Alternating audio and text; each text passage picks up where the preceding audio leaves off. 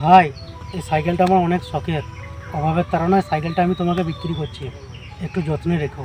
দাদা, সাইকেলটা আপনার যখন এত শখের, তাহলে আপনি সাইকেলটা বিক্রি করছেন কেন? ভাই কিছু কিছু সময় আর পরিস্থিতি এমনই হয় যে নিজের শখের জিনিসও বিক্রি করতে হয়।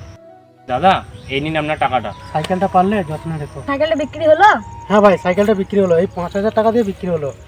আরে উনি তো 5,000 টাকা থেকে 500 টাকা বেশি দিয়েছে আমাকে। বাহ ভাই, তোর তো আজকে ভালোই লাভ হলো। না ভাই, এই টাকাটা প্রতি আমার কোনো অধিকার নাই, এই টাকাটা ওনার কষ্টের টাকা। তোর মতন বোকা আর কেউ নাই। হ্যাঁ ভাই, আমি বুকাই, আমি যাই ওনাকে ওনার 500 টাকাটা ফেরত দিয়ে আসি। ভাই তুমি আমাকে ভুল করে 500 টাকা বেশি দিয়েছো। দাদা, ওই টাকাগুলোর সাথে যে আমি আপনাকে 500 টাকা বেশি দিয়ে দিয়েছি, আপনি তো মনে করলে টাকাটা নিয়ে নিতেও পারতেন, আপনি আমাকে ফেরত দিতে এলেন কেন? ভাই এই টাকাটা তোমার অনেক পরিশ্রমের টাকা, এই টাকাটা নেওয়া আমার ঠিক হবে না। সত্যি দাদা, আমাদের এই সমাজে এখনো আপনার মতো ভালো মানুষ আছে। গরিব হলে সব মানুষ টাকার লোভী হয়।